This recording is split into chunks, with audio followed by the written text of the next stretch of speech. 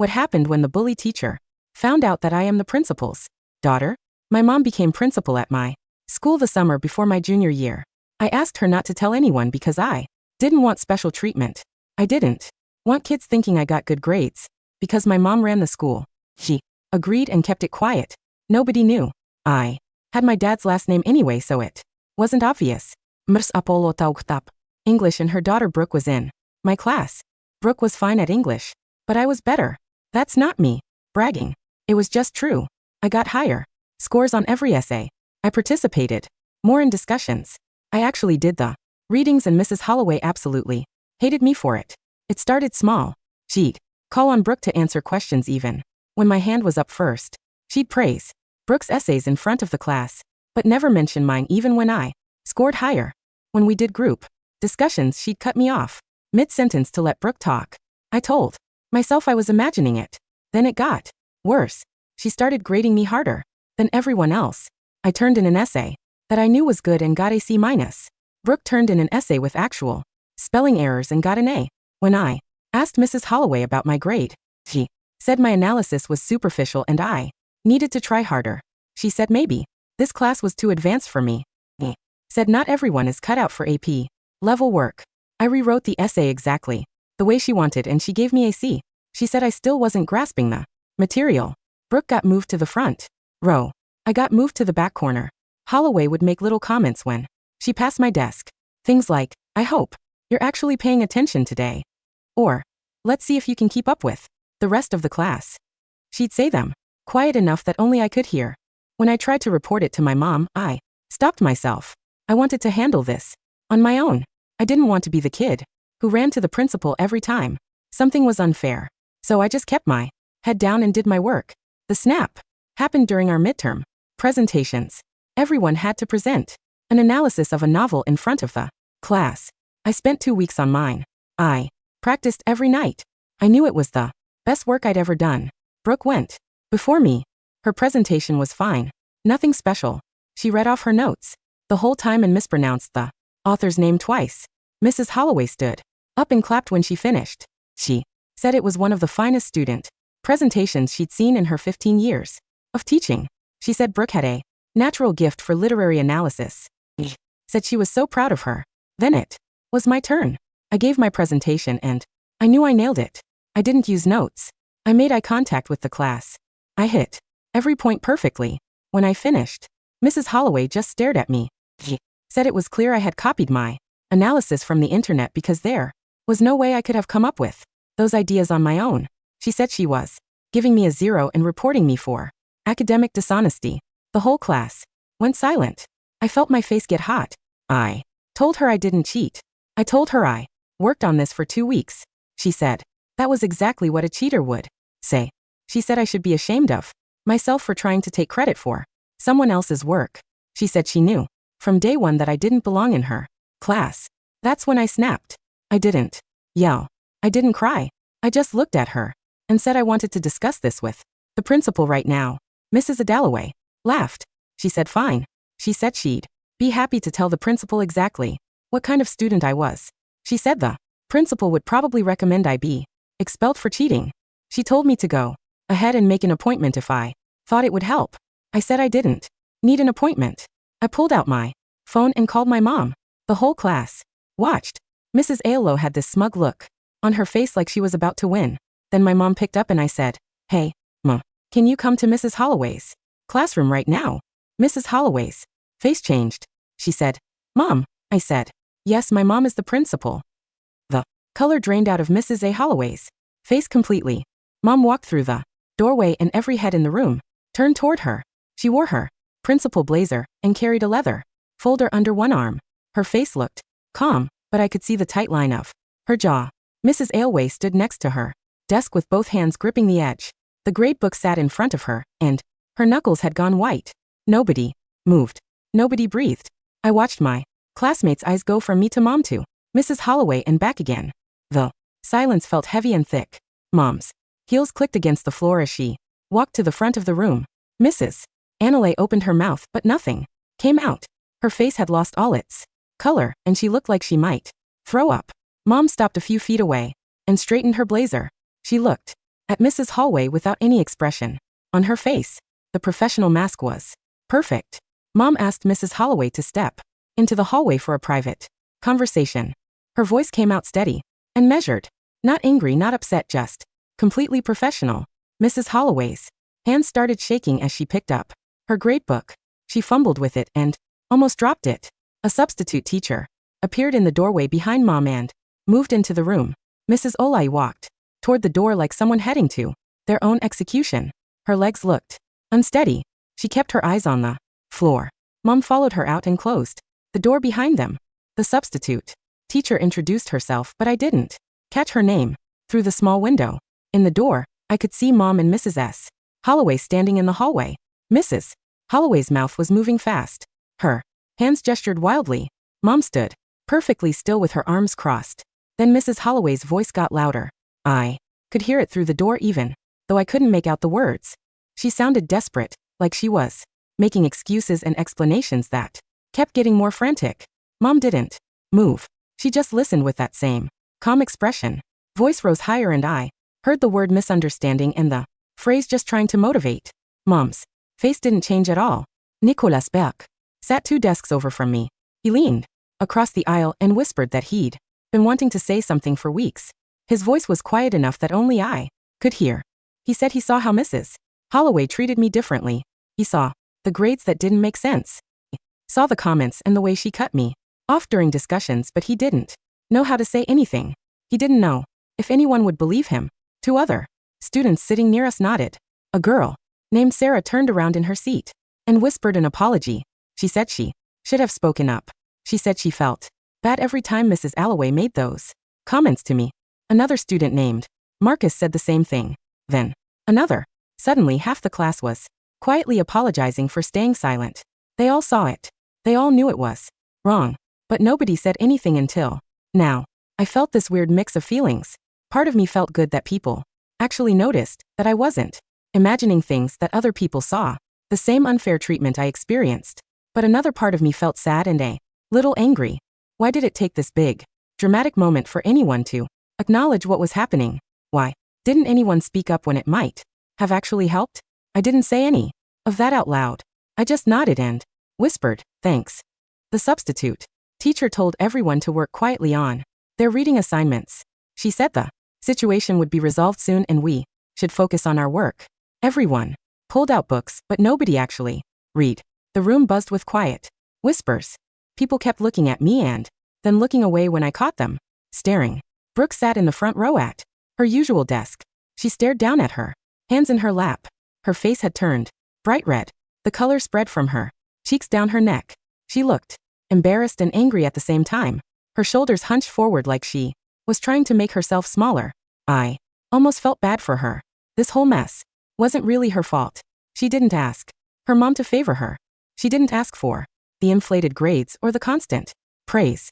But then I remembered how she was accepted all of it. How she smiled when Mrs. AOL stood up and clapped for her presentation.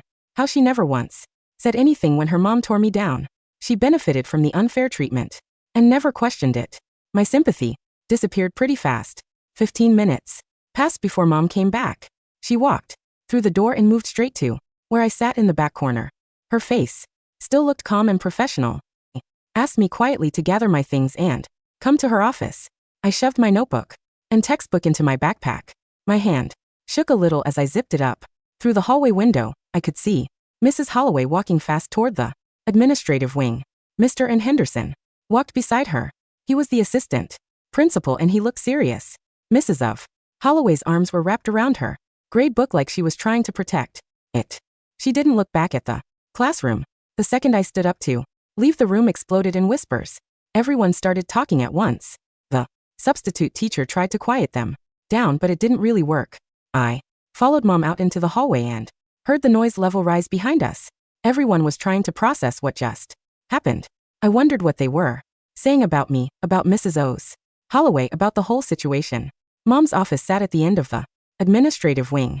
She unlocked the door and held it open for me. I walked in and she closed it behind us. The sound of the lock clicking felt final. Mom took a deep breath and set her leather folder on the desk. She sat down in her chair and gestured for me to sit across from her. Then Then she asked me to explain everything from the beginning. Her voice was still calm, but I could hear the edge underneath. I opened my backpack and pulled out the folder I'd been keeping. Inside were all my graded essays from the semester. Every single one. I'd kept them all even though seeing those unfair grades made me feel sick. I spread them out on Mom's desk. Then I pulled out my notebook where I'd written down every comment Mrs. O'Hall made, every public humiliation, every time she cut me off or moved me to the back or told me I wasn't good enough. I'd documented everything with dates and times. Mom picked up the first essay and looked at the grade. C minus. She read through it quickly. Her professional mask slipped just a little. I saw her jaw tighten. Her eyes got harder. She picked up the next essay. Another C. Then another. She read through my notes. About the comments about being told I didn't belong in the class, about being accused of cheating. Her hands gripped the papers tighter. The anger showed in her eyes even though her voice stayed steady. She asked questions about specific incidents. I answered each one. The whole story came out. Everything I'd been holding in for months. Mom sat down the papers and told me she had to handle this through proper administrative channels. She said every maternal instinct wanted to protect me right away, wanted to fix this immediately, but she had to follow the rules, had to do this the right way. She picked up her phone and called Kathy Marshall. Kathy was the English department head. She supervised all the English teachers, including Mrs. Hunt. Mom asked her to come to the office right away. 5 minutes later, Kathy knocked on the door. Came in looking concerned and confused. Mom explained the situation briefly. Then she asked Kathy to review my essays, alongside Brooke's work from the same assignments. She wanted an objective comparison of the work quality versus the grades assigned. Kathy sat down at the desk and started reading. She picked up one of my essays and read through it carefully. Then she found Brooke's essay on the same assignment in the gradebook records. Her face changed as she compared them. Her eyebrows pulled together, her mouth pressed into a thin line. She looked troubled. She read another pair of essays, then another. The pattern became obvious. My work was consistently stronger, but graded much lower. Brooke's work had clear mistakes, but received a grades. Kathy sat down the papers and looked at Mom. She said the discrepancy was significant and concerning. She said this needed immediate attention. Mr. Anderson knocked on the door and came in carrying a thick file. He was the assistant principal and he handled most of the student complaints. He said he pulled Mrs. Holloway's personnel file after the hallway conversation. He spread out several papers on the desk. 2 years ago, a student transferred out of Mrs. Holloway's class. The transfer request cited unfair treatment and bias. The complaint wasn't investigated thoroughly. At the time, last year a parent complained about grade inflation for students Mrs. Holloway personally liked. That complaint also got brushed aside without real investigation. Mr. Denderson pointed to another document. 3 years ago, a different parent raised concerns about favoritism. The pattern was clear. This wasn't the first time. It wasn't even the second or third time. Mrs. Holloway had a history of this behavior. Nobody had taken it seriously enough to do anything about it. Mom's case for administrative action got stronger with each piece of evidence. She looked at me and then at the file. Her expression stayed professional, but I could see the anger building underneath. Mom asked me directly why I didn't come to her sooner. Her voice was gentle, but firm. I told her the truth. I wanted to prove I could handle my own problems. I didn't want to use our relationship as a shield. I didn't want to be the kid who ran to the principal every time something was unfair. I wanted to deal with it myself. Mom nodded slowly. I understood, but then she said something that made me stop and think. She said, suffering in silence isn't strength. When someone in authority is abusing their power. She said, there's a difference between being independent and allowing yourself to be victimized. She said speaking up when something is wrong isn't weakness. It's actually the stronger choice. We talked for a while about that difference, about when to handle things yourself and when to ask for help, about recognizing when a situation is beyond your ability to fix alone. I realized she was right. I should have spoken up weeks ago. I should have told her when the grading first got unfair, when the comment started, when Mrs. Holloway moved me to the back corner and started undermining everything I did. I thought I was being strong by handling it alone, but really, I was just letting the abuse continue. Kathy Marshall gathered up my essays and stood She said she would take them to be regraded by 2 other AP English teachers who didn't know anything about the situation or the context. Mom explained this would provide an objective assessment of my work quality. It would establish whether Mrs. Holloway's grades were professionally defensible or clearly biased. The process would take a few days, but it was necessary to build a proper case for disciplinary action, a case that would hold up to any challenge or appeal. Kathy promised to handle it quickly and keep everything confidential. She left with the essays in a folder. Mr. Henderson stayed to discuss the next steps. Mom talked about placing Mrs.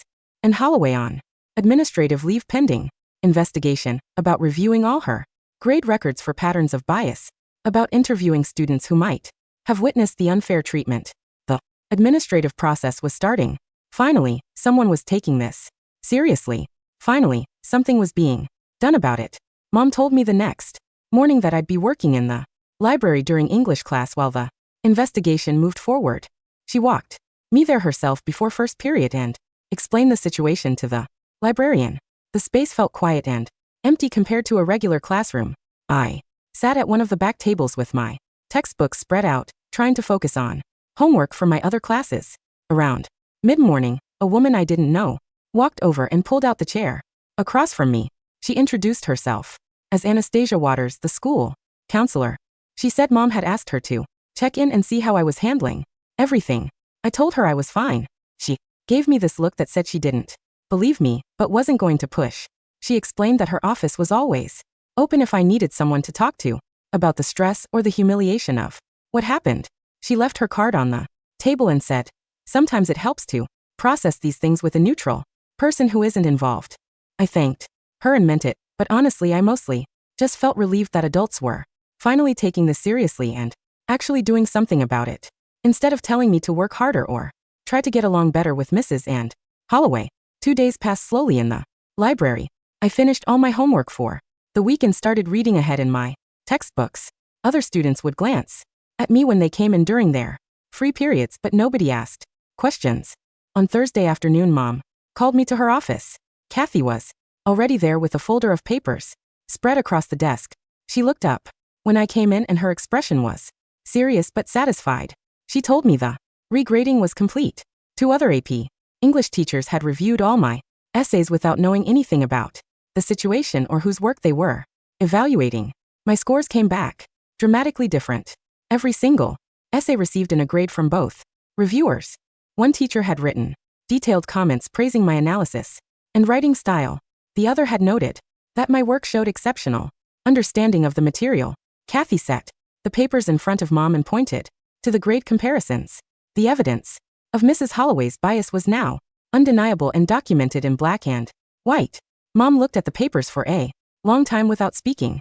Then she picked up her phone and asked her assistant to schedule a formal meeting with Mrs.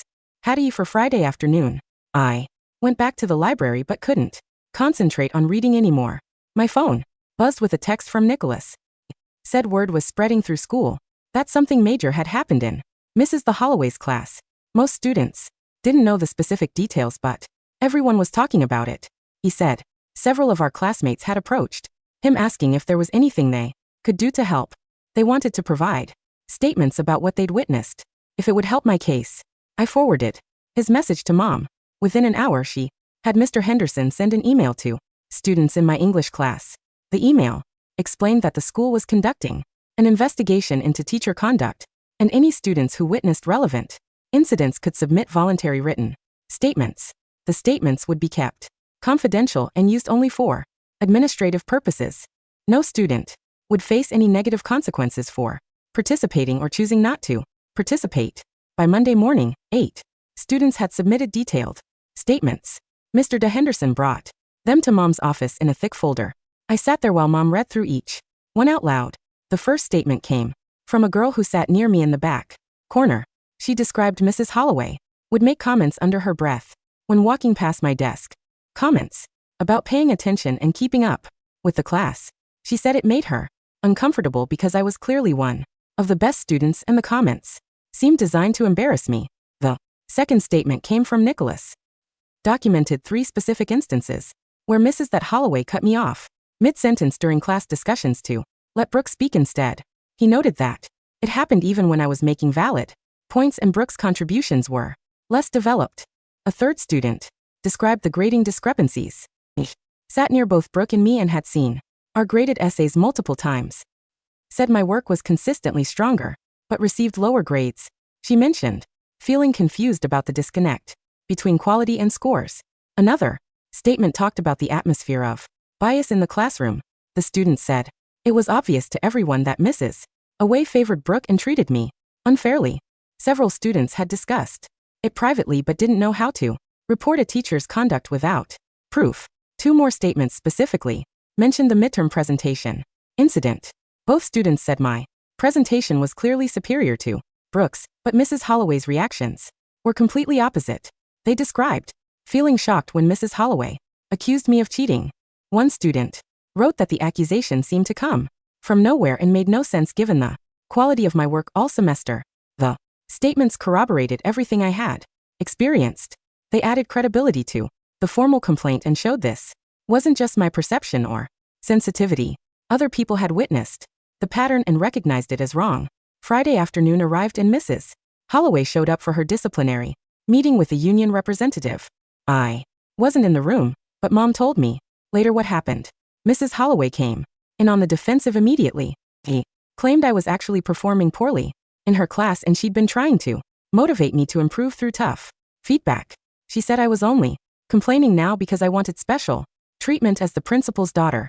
She tried to frame the whole situation as a student who couldn't handle high academic standards and was using her mother's position to get out of consequences for mediocre work. Mom let her talk without interrupting. Then she calmly opened the folder on her desk. She presented the regrade essays first. She showed Mrs. Holloway the original grades and then the objective assessments from two other AP English teachers.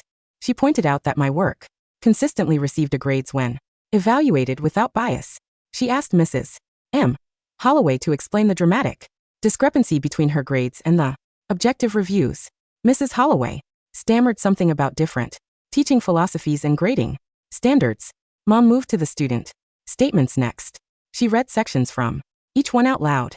The preferential treatment of Brooke, the public put downs directed at me, the obvious grading discrepancies, the general atmosphere of bias that other students had noticed and felt uncomfortable about. She showed Mrs. Holloway the documentation of her comments during the presentation incident.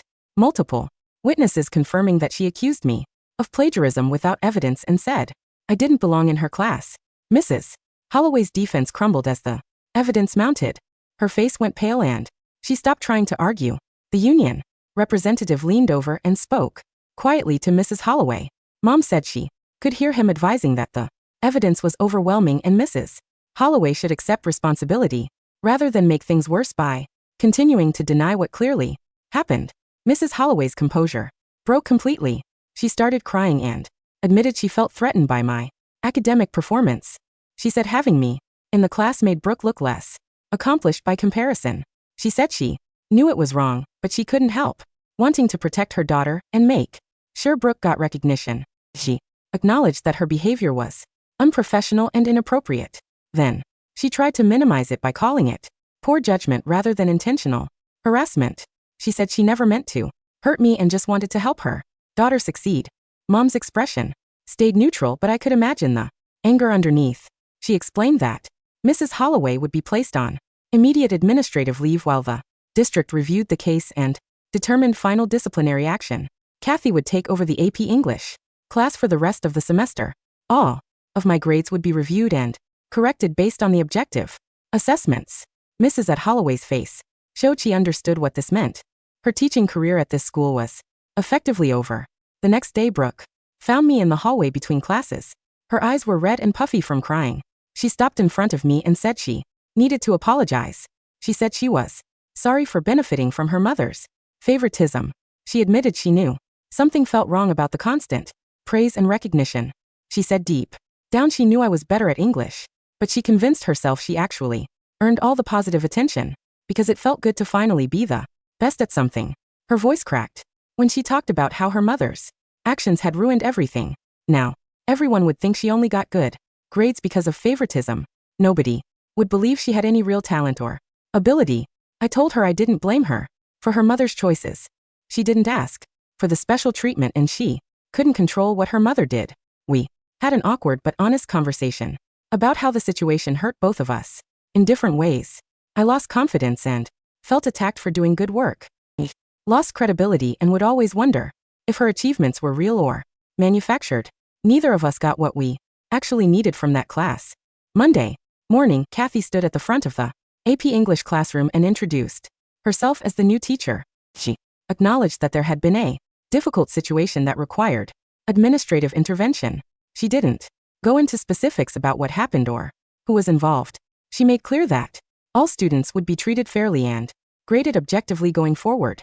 She said her job was to help everyone learn and improve their skills without favoritism or bias.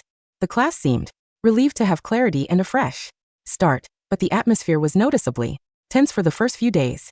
Students were careful about what they said and how they acted. Nobody wanted to be seen as taking sides or gossiping about the situation. Gradually, things started to feel more normal as Kathy proved herself to be a fair and supportive teacher. My corrected grades were posted by the end of the week. The official transcript now showed consistent A performance throughout the semester. Every essay that Mrs. D. Holloway had graded unfairly was revised to reflect the objective reviews. Seeing the official recognition of what I actually earned felt validating after weeks of being told I wasn't good enough. Several teachers in other departments quietly mentioned they were glad the situation was addressed. They said they'd noticed my distress over the past months, but didn't know the cause. Now they understood why I'd seemed stressed and anxious. Their support meant more than I expected. The school board meeting happened on a Thursday afternoon 3 weeks after Mrs. Holloway's administrative leave started. Mom told me the board would review all the evidence and make their final decision about her employment.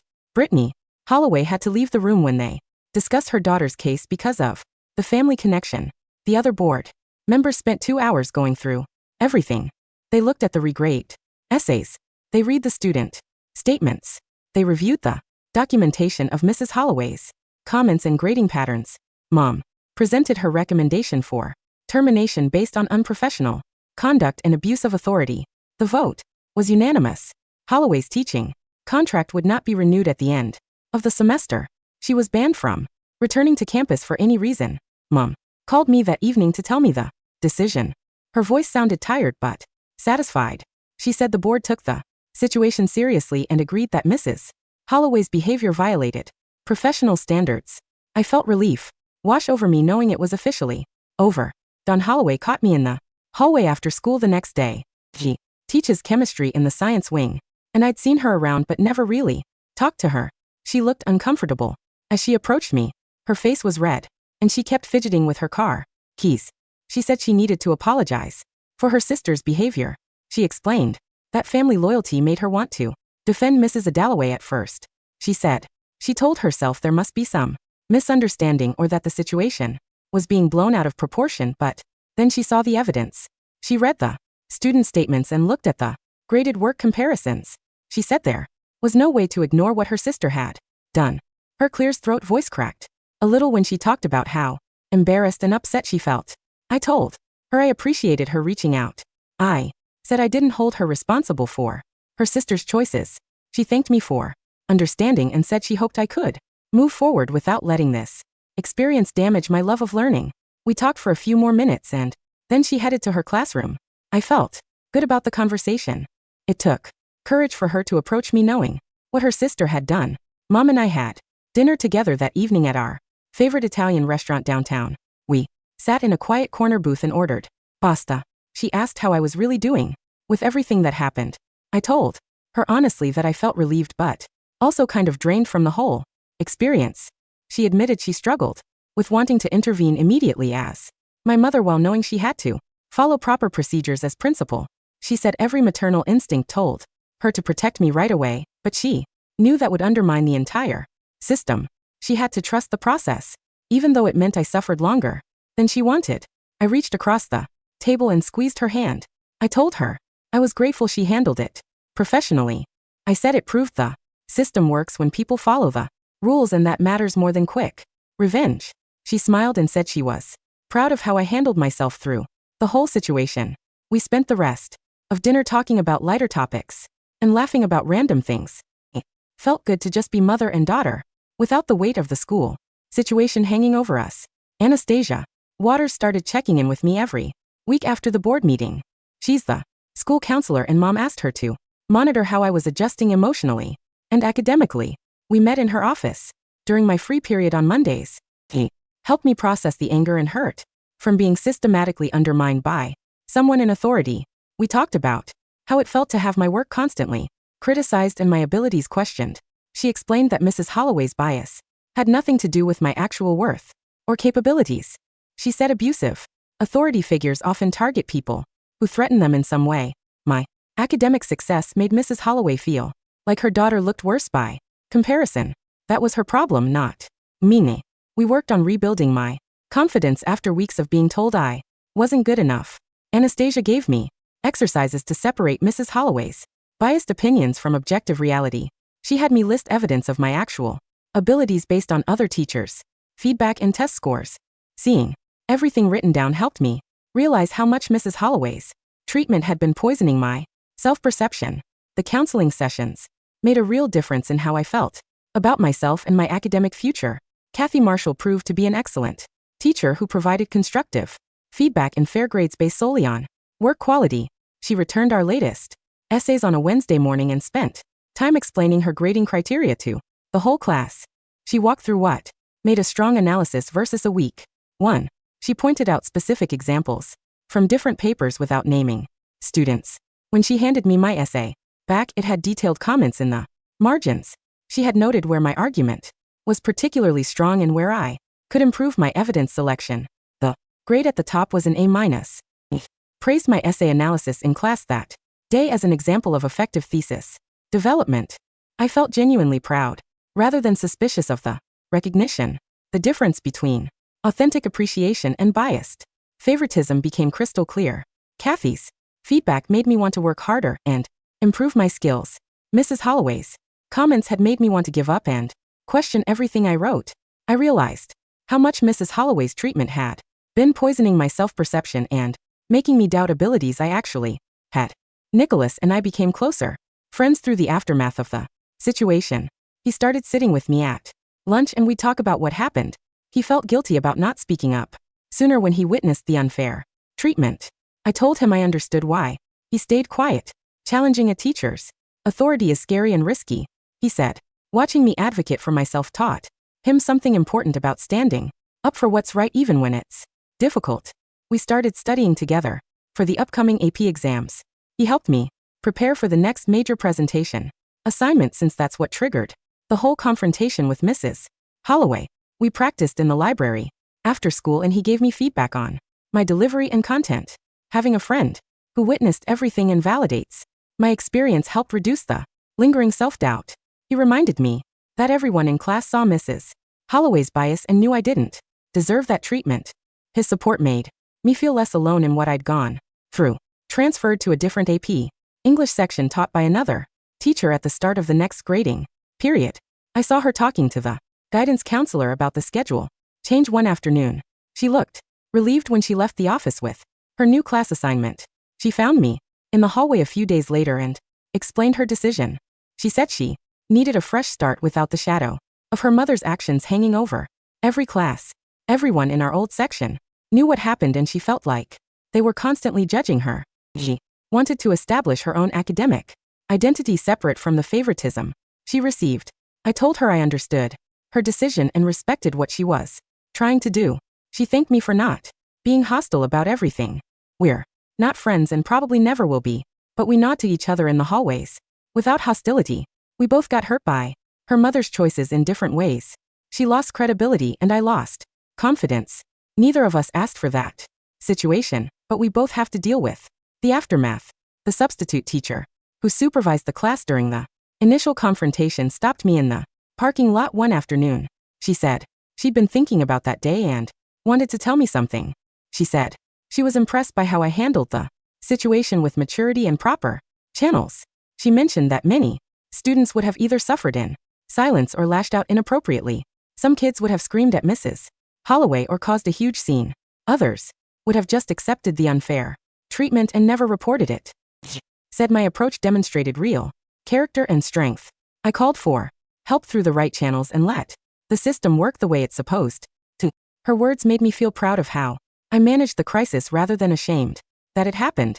I thanked her for supervising the class that day and for being willing to document what she witnessed. She smiled and said she was glad she could help. She told me to keep being brave and standing up for myself. As I moved forward in life, Mom implemented new policies at the school based on lessons learned from my situation. She announced the changes at a faculty meeting and sent an email to all parents explaining the new procedures. Department heads now have to randomly audit teacher grades and compare them against student work quality. They pull samples from different classes and have other teachers review the work blind without knowing who graded it originally. The audits help catch bias patterns earlier before they cause serious damage. Mom also established an anonymous reporting system for students to flag concerns about unfair treatment without fear of retaliation. Students can submit reports online through a secure portal that doesn't track their identity. The guidance office reviews all reports and investigates when patterns emerge. The changes came directly from lessons learned through my situation. Mom wanted to make sure other students wouldn't have to suffer the way I did before. Someone noticed and took action. I felt glad that something positive emerged from the negative experience. My situation might prevent similar problems for other students in the future. My grades in other classes remained strong throughout the semester despite everything that happened with Mrs. Holloway. My history teacher gave me an A on my research paper about the civil rights movement. My math teacher praised my problem-solving approach during calculus lessons. My biology teacher selected my lab report as an example of excellent scientific writing. The consistent positive feedback from other teachers proved that my academic abilities were never the problem despite Mrs. Holloway's claims. My history and math teachers both offered to write recommendation letters for college applications. They specifically mentioned my resilience and integrity during a difficult situation in their letters. They said I demonstrated maturity by handling a serious problem through proper channels rather than giving up or retaliating inappropriately. The support from other faculty helped counterbalance the damage Mrs. Holloway tried to inflict on my academic reputation. I had concrete evidence that multiple teachers recognized my abilities and valued my work. Mrs. Holloway's biased opinions were the outlier, not the reality of my academic performance. 3 weeks passed since Mrs. Holloway walked out of the building for the last time. Kathy stood at the front of the classroom on Monday morning and asked if anyone wanted to redo their midterm presentations for proper evaluation. My hand went up before I could think about it. She smiled and told me to come prepared on Wednesday. I spent Tuesday night going over my analysis again, the same presentation Mrs. Holloway had called plagiarized, the same work she'd given me a 0 for.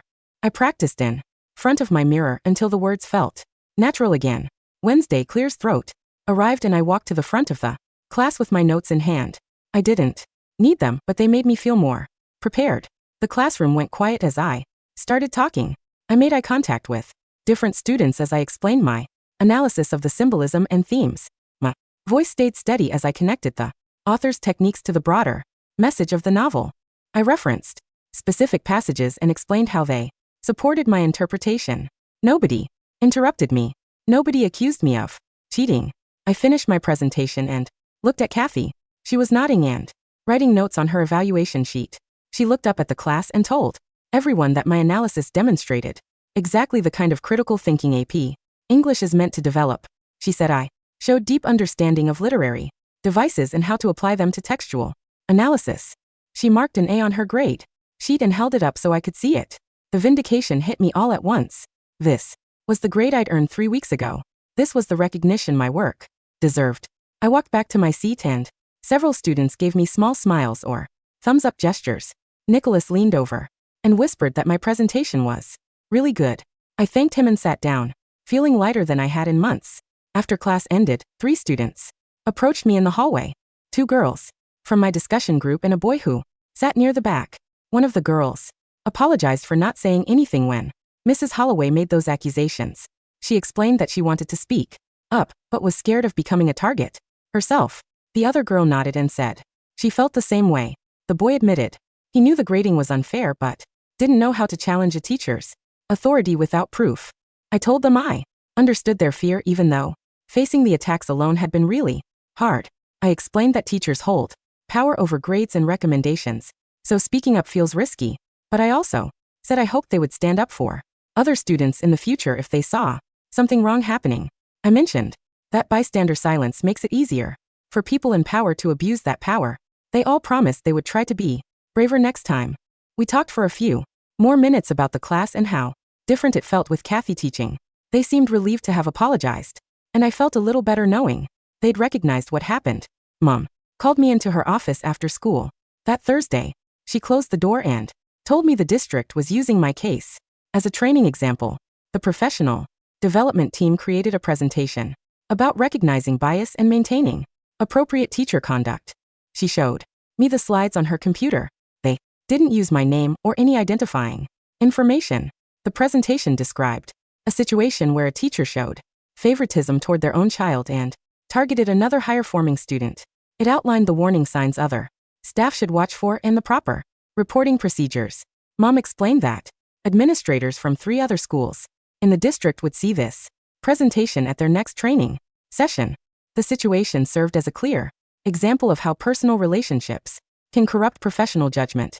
I felt proud that my experience might prevent similar situations for other students. Mom said the district wanted to make sure teachers understood the serious consequences of bias and favoritism. She thanked me again for coming forward even though it was difficult. I told her I was glad something positive came from what happened. I started working on my college application essays in November. One of the prompts asked about overcoming a significant challenge. I wrote about the experience with Mrs. Holloway. The essay focused on learning when to ask for help and recognizing that self-advocacy isn't weakness. I explained how I initially tried to handle everything alone because I didn't want special treatment.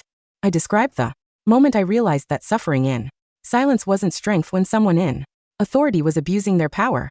I wrote about calling my mom and using proper channels to address the injustice. The essay ended with reflections on the importance of speaking up and trusting the systems designed to protect students. My English teacher reviewed the draft and said it was powerful and honest. Mom read it and got emotional. She said it showed real maturity and self-awareness. I submitted the essay to 5 different colleges. 3 months later, several admissions counselors mentioned during acceptance calls that the essay stood out. One counselor said it demonstrated unusual maturity for a high school student. Another said the honest reflection on a difficult situation showed character and growth. Transforming the negative experience into meaningful personal growth felt like taking back power. Mrs. R. Hull tried to steal from me. Kathy assigned a major research paper in December worth 30% of our semester grade. The assignment required 15 pages, analyzing a contemporary novel through multiple critical lenses. I threw myself into the work with renewed confidence. I chose a novel about immigration and identity. I spent 2 weeks reading criticism and taking notes on different theoretical approaches. My outline covered feminist theory, post-colonial analysis, and psychological perspectives. I wrote the first draft over winter break and revised it 3 times before submission without the constant undermining and bias grading. I remembered why I actually loved English literature and analysis. The research and writing process felt exciting instead of stressful. I turned in the paper on the deadline and waited for feedback. Kathy returned papers 2 weeks later with detailed comments written in the margins. My paper earned a 98, the highest grade in the class. Her feedback praised the depth of my research and the sophistication of my argument. She wrote specific comments about passages she found particularly insightful. The detailed response showed she took time to appreciate the nuances of my writing style and analytical approach. The college prep workshop started in January for all juniors planning to apply to 4-year universities. Brooke and I ended up in the same session by random assignment. The counselor divided us into groups of 4 to work on a mock application project. Brooke was in my group along with 2 students from other classes. We had to create a sample application package including essays, activity lists, and recommendation requests. The project required collaboration and honest feedback on each other's materials. Brooke and I worked together without awkwardness. She offered helpful suggestions on my activity descriptions. I gave her feedback on her essay about overcoming perfectionism. She was genuinely talented when she wasn't being compared to others or inflated by favoritism.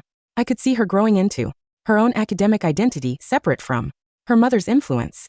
We completed the project and presented our mock application to the counselor.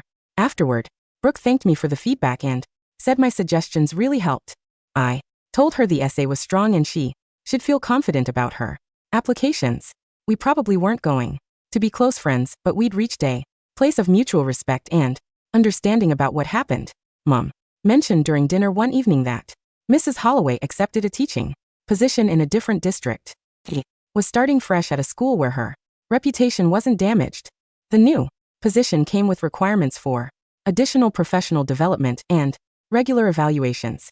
Mom explained that the district wanted to give her a chance to learn from her mistakes if she took genuine responsibility. Part of me wished she'd been blacklisted from teaching entirely. I didn't think she deserved another opportunity to potentially harm students. But Mom said, people deserve chances to learn and grow if they acknowledge their errors and work to change. She believed in redemption and second opportunities when someone showed real commitment to improvement. I wasn't sure I was that forgiving yet. The hurt and humiliation were still too fresh, but I appreciated Mom's perspective on growth and change, even if I didn't fully agree with it. The AP exam was scheduled for early May. As the date approached, I felt genuinely prepared rather than anxious about sabotage or unfair grading. Kathy's teaching had reinforced my skills and knowledge over the past months, filled in gaps that Mrs. Holloway's bias created by withholding proper instruction and feedback. We spent weeks reviewing literary terms, practicing essay structures, and analyzing sample passages. Kathy held review sessions after school for students who wanted extra practice. I attended every session and worked through practice exams. The preparation felt thorough and supportive. I walked into the exam confident in my abilities and grateful for teachers who actually helped me learn. The test lasted 3 hours with multiple choice questions and essay responses. I finished each section feeling good about my answers and analysis. The external evaluation would provide objective proof of my skills, regardless of any teacher's personal bias. Nicholas and I celebrated finishing the AP exam by getting ice cream at the shop near school. We sat outside in the warm May sunshine and talked about how relieved we felt. Mentioned that watching me handle the Mrs. Holloway situation inspired him to stand up to his own father. His dad had been pressuring him to apply only to engineering programs at specific universities. Nicholas wanted to study environmental science at a school with strong field research opportunities. He said seeing me advocate for myself showed him that respecting authority doesn't mean accepting mistreatment. Told his father he was applying to the schools he wanted regardless of his dad's preferences. They had several difficult conversations, but Nicholas held firm on his choice. He said, sometimes challenging unfairness is the right thing to do even when it's scary. I felt proud that my experience helped him find his own courage. We finished our ice cream and walked back towards school talking about our college plans and summer jobs. The AP exam scores arrived in July through the college board website. I logged in early on the release day and clicked through to my results. A 5 appeared on the screen, the highest possible score. I stared at the number for a full minute, letting it sink in. The objective external evaluation confirmed what I always knew about my abilities. Mrs. Holloway's grades reflected her bias rather than my actual performance. I had concrete proof now that couldn't be disputed or questioned. I took a screenshot of the score report and sent it to Mom. She called immediately and congratulated me. She said she never doubted my abilities, but knew the external validation would feel important. I printed the score report and bought a simple black frame at the store. I hung it on my bedroom wall next to my desk. Every time I looked at it, I remembered to trust my own assessment of my abilities, regardless of others' opinions. The score became a reminder that truth and merit eventually reveal themselves even when someone tries to hide or deny them. Mom picked me up from the school that same afternoon. The score report arrived and drove us to this Italian restaurant she'd been wanting to try. We sat at a table by the window with the summer sun streaming in and ordered pasta and garlic bread. She raised her water glass and said she was proud of me for more than just the test score. She said, watching me navigate that whole semester taught her things about being both a mom and a principal. She admitted she struggled with wanting to fix everything immediately when she saw me hurting, but following proper procedures showed her that systems work when you use them correctly. She said creating the anonymous reporting system and the grade audit policies came directly from realizing problems need to be caught earlier. We clinked our glasses together and she said we both survived something really hard and came out better for it. The first day of senior year arrived and I walked into my AP literature class with a different teacher who knew nothing about last year's drama. My schedule had 3 more AP classes and I felt ready for all of them. When the literature teacher asked for volunteers to analyze a passage, I raised my hand without that sick feeling in my stomach, wondering if I'd get shut down. I gave my answer and she nodded and said, "That was an excellent observation." During the discussion, I participated 3 more times and nobody cut me off or made me feel stupid. After class, I realized I hadn't second-guessed myself once during those 50 minutes. Last fall felt like it happened to a different person. 2. Clear's throat. Weeks into the semester, Kathy stopped me in the hallway and asked if I'd be interested in peer tutoring for younger students who struggled with English. She said my essays showed I understood concepts clearly and could explain things in ways that made sense. I started meeting with 3 sophomore students twice a week in the library. One girl couldn't figure out how to structure a thesis statement, and I showed her the method that worked for me. Another student kept mixing up different literary devices, and I made flashcards that helped him remember. Watching them improve and seeing their confidence grow made me realize how much I'd learned. Working with them also made me think maybe I wanted to teach someday. Not like Mrs. Ali, obviously, but helping people understand things they found confusing felt really satisfying. I was walking to my car after tutoring one afternoon when I saw Dawn loading boxes into her trunk in the teacher parking lot. She waved me over and asked how senior year was going. I said it was going well and asked about her. She said her sister got a position at a school in the next county and seemed to be doing better.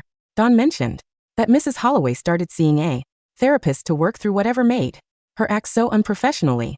She thanked me for handling everything through the right channels instead of trying to destroy her sister completely. She said the consequences were serious but not permanently devastating and her sister had a chance to learn and improve. I told her I was glad to hear Mrs. AOL was working on herself. I meant it too, even though I had zero interest in ever talking to her directly. Mom and I were eating dinner at home a few weeks later when she brought up the anonymous reporting system. She said student complaints about unfair treatment went up significantly since the system launched, but she saw that as positive because problems were getting addressed before they became major situations. She told me about 2 cases where teachers were showing favoritism and the department heads caught it through grade audits. Both situations got resolved through coaching and mediation without needing formal discipline. She said the whole school culture shifted toward accountability. Teachers knew someone was paying attention and students knew they had a way to speak up safely. I felt proud that my awful experience led to changes that helped other people. College application season hit full force in October, and I submitted my applications with a transcript full of strong grades and test scores that actually reflected my abilities. My recommendation letters came from teachers who knew my work quality and character. The essay I wrote about learning to advocate for myself tied everything together in a way that felt honest and real.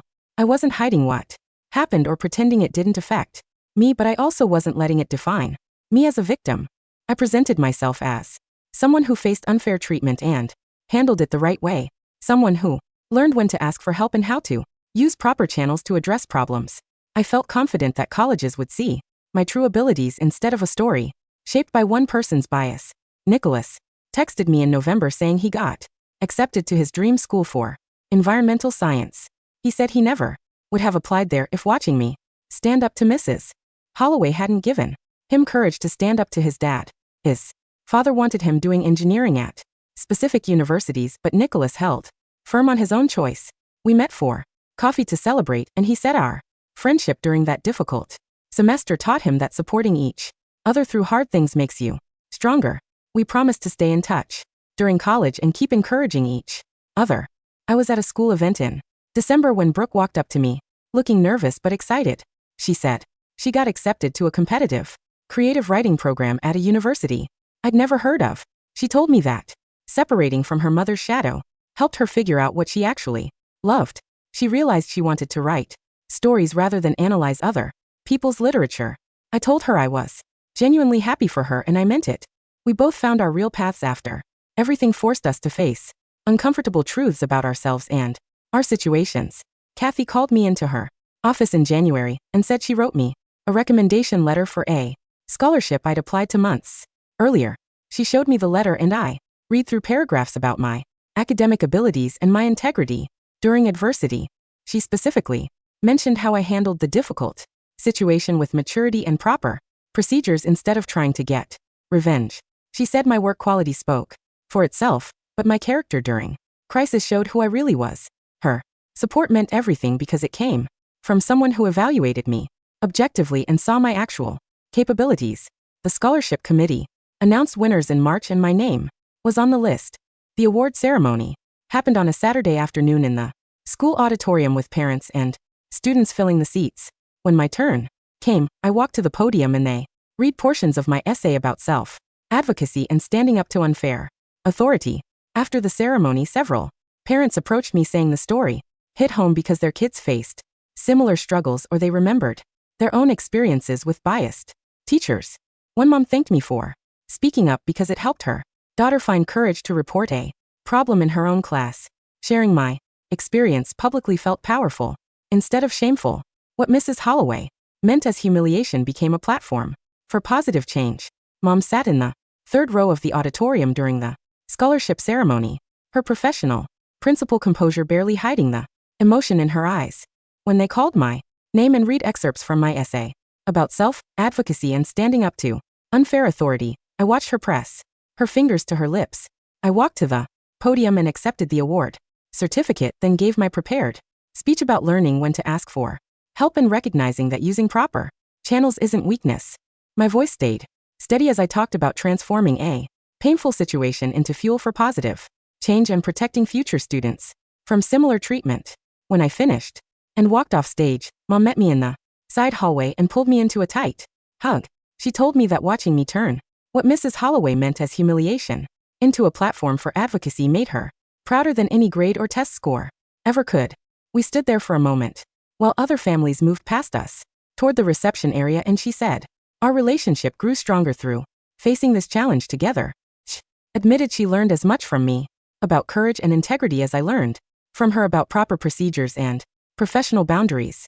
The experience taught both of us lessons about communication, trust, and the difference between protecting someone and empowering them to protect themselves. Later at the reception, several parents approached to tell me my story resonated with their own experiences or gave their children courage to speak up about problems they were facing. One mother thanked me specifically because her daughter reported a bias issue in her math class after hearing my speech, and the early intervention prevented months of unfair treatment.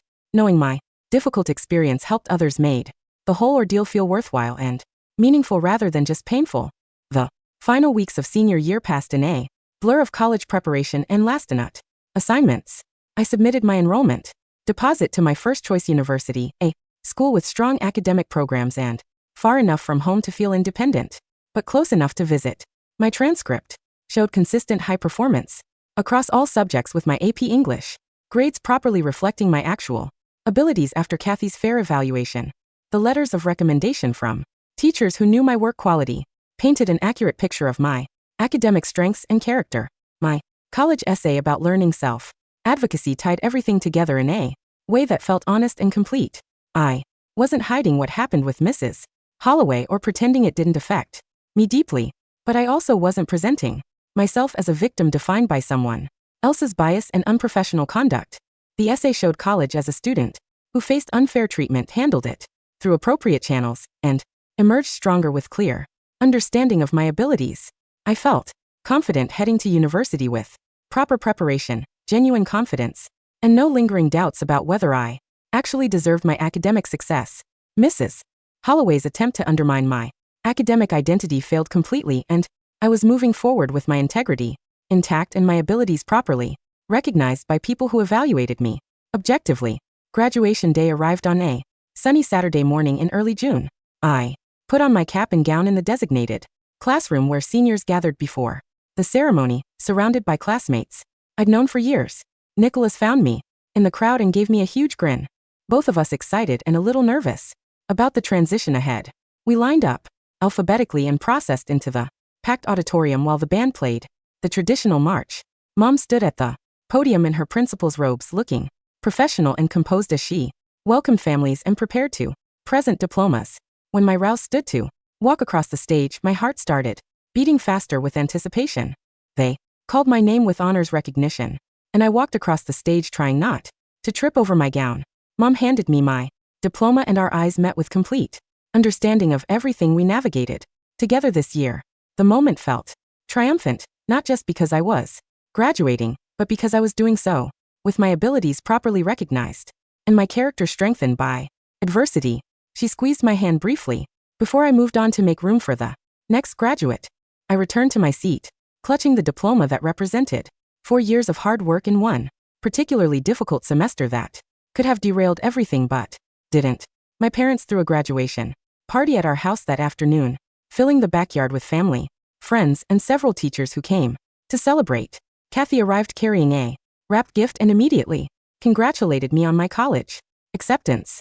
She pulled me aside to the quieter corner of the deck and told me she felt confident I would excel at university. She said, "My experience this year actually prepared me well for handling challenges and advocating for myself in new environments.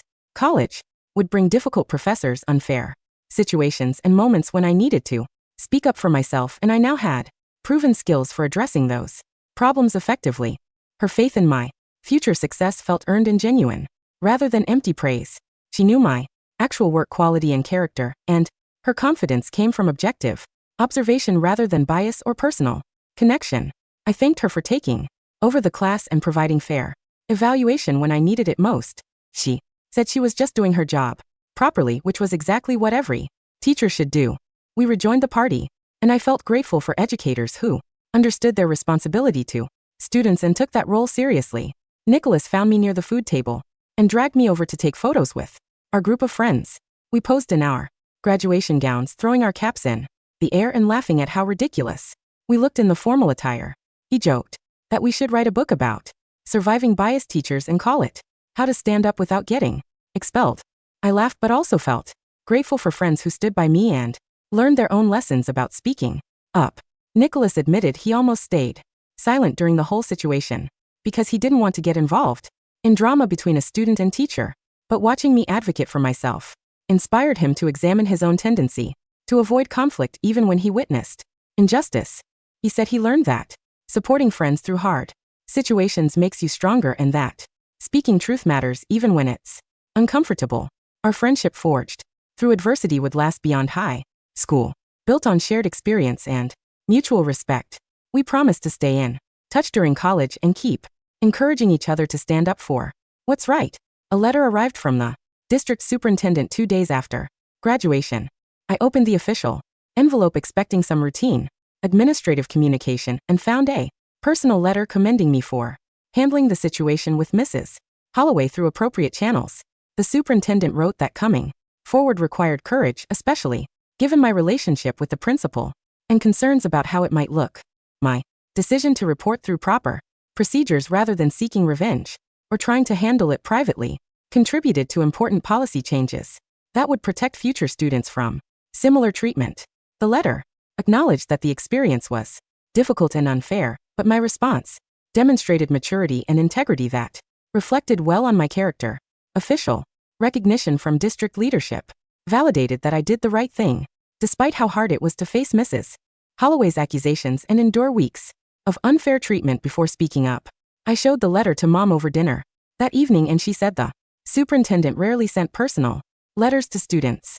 The fact that he took time to acknowledge my role in improving district policies meant my situation truly made a difference beyond just my individual case.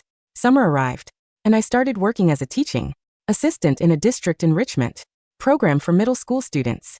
The program focused on helping younger students develop their writing skills through creative assignments and supportive feedback. I spent my mornings working with small groups of kids who struggled with organizing their thoughts or feared criticism of their work. The experience reinforced my love of education and learning while showing me the right way to mentor and encourage students. I consciously modeled the supportive teaching approach I wished Mrs. Holloway had taken, offering specific feedback that helped students improve without destroying their confidence. When a quiet girl showed me an essay she was nervous about, I praised the strong elements first before gently suggesting areas to develop. I watched her face light up with pride and relief, and I remembered how much I craved that kind of balanced feedback. During my months in Mrs. Holloway's class, working with these younger students helped me process my own experience by turning negative memories into positive action. I couldn't change what happened to me, but I could make sure I never made other students feel the way Mrs. and Holloway made me feel. Mom and I met for lunch at our favorite cafe 3 weeks before I left for college. We sat at a corner table overlooking the street and talked about how the situation with Mrs. and Holloway ultimately strengthened both our relationship and our individual growth. She admitted she learned important lessons about creating systems that catch problems early and supporting students who face unfair treatment. The new policies she implemented came directly from recognizing gaps that allowed my situation to escalate for so long. She said watching me suffer in silence taught her that students need clear, safe channels for reporting concerns and that authority figures must actively look for signs of bias rather than waiting for complaints. I told her I learned when to ask for help and that using available resources isn't weakness but wisdom. I spent months trying to handle the situation alone because I thought independence meant never asking for help. But real strength is recognizing when you need support and having the courage to reach out before things become unbearable. We both grew through facing this challenge and our relationship deepened through honest communication about difficult topics. Mom paid the check and we walked back to the car, both of us feeling ready for the next chapter even though it meant significant change. I spent the final week before college packing boxes and sorting through years of accumulated belongings. My room slowly transformed into a space stripped of personality as I decided what to bring to my dorm and what to leave behind. I folded clothes into suitcases with genuine excitement about the academic opportunities ahead and confidence in my ability to handle whatever challenges arose. The experience with Mrs. Holloway taught me that I could advocate for myself effectively, that proper channels existed for addressing injustice, and that my abilities were real regardless of one person's attempts to undermine them. I was heading to university, stronger and wiser than I would have been without facing and overcoming that adversity. The difficult semester became a source of strength rather than shame, proof that I could survive unfair treatment and emerge with my integrity intact. I packed my framed AP score report carefully between layers of clothing, planning to hang it in my dorm room as a reminder of what I overcame and achieved. Mom helped me carry boxes to the car on the morning we left, both of us ready for this transition even though it meant big changes for our daily relationship. Move-in day at college arrived with chaos and excitement filling every corner of campus. My parents helped me carry boxes up 3 flights of stairs to my assigned room where my roommate was already unpacking her side. She introduced herself as we arranged furniture and claimed closet space, immediately friendly and easy to talk to. After my parents left and we finished the basic setup, I hung my framed AP score report on the wall above my desk. My roommate noticed it and asked why I displayed a test score instead of photos or posters. I shared the story about Mrs. and Holloway and the semester of bias, framing it as a lesson about self-advocacy and standing up to unfair treatment through proper channels. She listened with growing amazement and said she was impressed by how I handled such a difficult situation. She admitted she probably would have either stayed silent or blown up at the teacher, neither of which would have led to real resolution. Hearing my story made her feel braver about facing her own challenges in this new environment, knowing that speaking up through appropriate channels could actually work. We talked late into the night about our hopes and fears for college, and I felt grateful that my difficult experience could inspire someone else to advocate for themselves when needed. The first English class at college met in a lecture hall with rows of seats that faced a podium and a huge whiteboard. I walked in early and picked a seat in the middle section where I could see and hear everything clearly. Other students filtered in and filled the space with nervous energy and quiet conversations about summer break. The professor arrived exactly on time and introduced herself as Dr. Chim before diving straight into a discussion about the syllabus and course expectations. She asked us to share our thoughts on a short passage she projected on the screen, and I raised my hand without hesitation. Dr. Chim called on me and I gave my analysis of the symbolism and structure, explaining my interpretation with specific examples from the text. She nodded and said that was an excellent observation, then asked follow-up questions that pushed me to develop my ideas further. The feedback felt different from anything I experienced with Mrs. Holloway because Dr. Anshin was genuinely interested in my thinking process rather than trying to prove me wrong. Other students contributed their perspectives and Dr. Chen treated each comment with the same constructive engagement, building on good points and gently redirecting unclear arguments. I participated in 3 more discussions during that first class, and each time I felt more confident in my ability to analyze literature and express complex ideas clearly. The difference between fair evaluation and biased treatment was so obvious now that I wondered how I ever doubted my own abilities. When Mrs. I was tearing me down, my phone rang during my second week at college while I was sitting on my bed organizing notes from classes. Mom's name appeared on the screen and I answered immediately, eager to tell her how well everything was going.